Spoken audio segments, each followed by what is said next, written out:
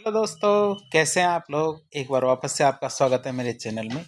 आज हम बात करेंगे जो हमारी सीरीज चल रही है उसी के क्रम में अगला टॉपिक देखेंगे। ये सीरीज है हमारी पर्यावरण और जो हमारी इकोलॉजी है इससे संबंधित जितने भी टॉपिक है उनके बारे में हम चर्चा कर रहे थे। बहुत सारे टॉपिक हमने अपलोड कर दिए हैं। यदि आपने वह नहीं देखे हैं तो आप उनको देखिए। तो आज का हमारा टॉपिक है अम्लीय वर्षा। टॉपिक का नाम क्या है हमारे, अम्लीय वर्षा, जिसको अंग्रेजी में एसिड रेन कहते हैं। तो बात करें इसकी, वह वर्षा जो अम्लीय प्रकृति की होती है उसे हम क्या कहते हैं, अम्लीय वर्षा कहते हैं। तो ऐसी वर्षा या वर्षा का जल जिसकी प्रकृति कैसी होती है, अम्लीय होती है। जब क्या होता है, सल्फर और नाइट्रोजन, क्या सल्फर और नाइट्रोजन के ऑक्साइड वायुमंडल में उपस्थित जलवायु से क्रिया करते हैं। क्या सल्फर और नाइट्रोजन के ऑक्साइड क्या करते हैं, वायुमंडल में उपस्थित जो जलवायु होती है उसके साथ क्रिया करते हैं। तब क्या होता है, अम्लीय वर्षा का निर्माण होता है। आप ध्यान रखना कौन कौन से हैं। सल्फर और नाइट्रोजन का ऑक्साइड वायुमंडल में उपस्थित जलवायु के साथ क्रिया करेंगे तब क्या होता है, अम्लीय वर्षा का निर्माण होता है। अम्लीय वर्षा की बात करें तो अम्लीय वर्षा में जो जल होता है उसमें उसका पीएच मान 5.6 से कम होता है। कितना होता है, 5.6 से कम होता है इसका पीएच मान।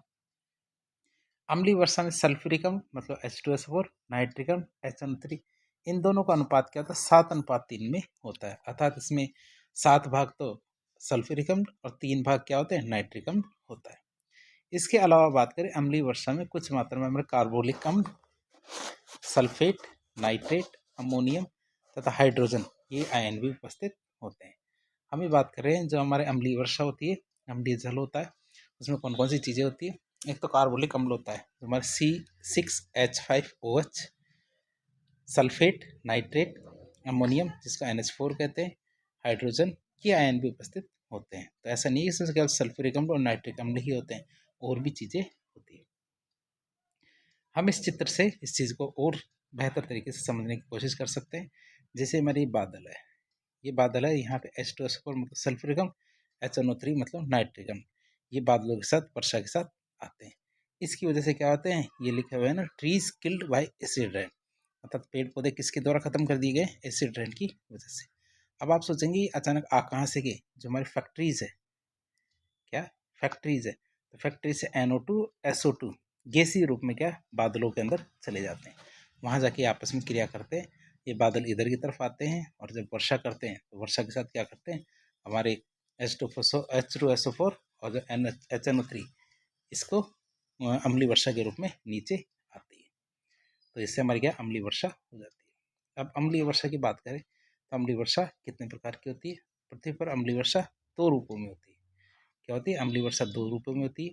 एक तो हमारे आर्द्र जमाव होता है और एक होता है हमारा शुष्क जमाव।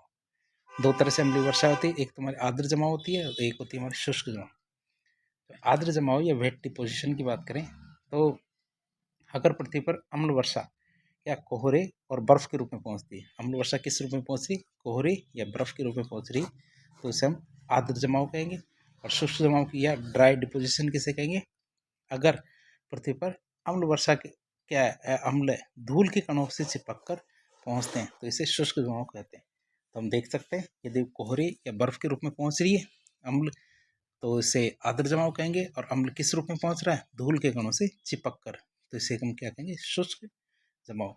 कई बार आप ये भी महसूस करते होंगे जब आप ट्रैफिक या भयंकर ट्रैफिक के अंदर होते हैं और गर्मी भी ज़्यादा होती है तो आपको स्किन पर एलर्जी या जलन जैसी महसूस होती है चीज़ें, और ये किसकी वजह से होती है, उसी अम्ल की वजह से होती है, जो ड्राई डिपोजिशन होता है उसकी वजह से। अब बात करें अम्ल वर्षा से क्या नुकसान होता है, ऐसा क्या है जिसकी वजह से हमें इसको पढ़ना ही पड़ेगा। अम्लीय वर्षा के कारण क्या होती है, मृदा की अम्लीयता बढ़ जाती है। क्या होती है, मृदा की अम्लीयता बढ़ जाती है, जिससे मृदा की उर्वरा शक्ति भी कम होती है। जिससे क्या होता है, जो मृदा की उर्वरा शक्ति कम होने से उत्पादन भी कम होता है। मृदा में अम्लीयता बढ़ने के कारण क्या होता है, मृदा की पीएच कम हो जाती है, और कम पीएच होना मृदा के लिए और फसलों के लिए हानिकारक होता है, अच्छी बात नहीं। अम्लीय वर्षा के कारण क्या होता है, नदी, झील, तालाब आदि की जो अम्लीयता है वो भी बढ़ जाती है।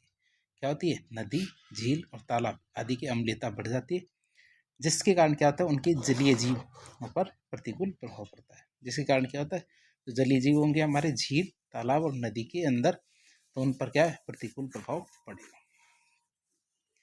बात करें अम्लीय वर्षा से तो अम्लीय वर्षा से क्या होता है, ऐतिहासिक महत्व की जो इमारतें हैं जैसे कि हमारे ताजमहल, उनको भी काफ़ी ज़्यादा नुकसान पहुंचता है। इसी वजह से जो हमारे सुप्रीम कोर्ट के द्वारा एक निर्णय दिया गया था, जिसमें आगरा के आसपास की जितनी भी फैक्ट्रीज थी उनको बंद करने का निर्णय लिया गया था। क्यों? क्योंकि जो फैक्ट्री से निकलने वाले SO2 मतलब सल्फर डाइऑक्साइड और NO2, ये जो निकलती गैसें निकलती थी, ये वायुमंडल में जाके अम्लीय वर्षा का रूप धारण करती थी, और जब वर्षा होती थी तो उस अम्ल की वजह से एक काला काला पदार्थ बन जाता था। कहाँ?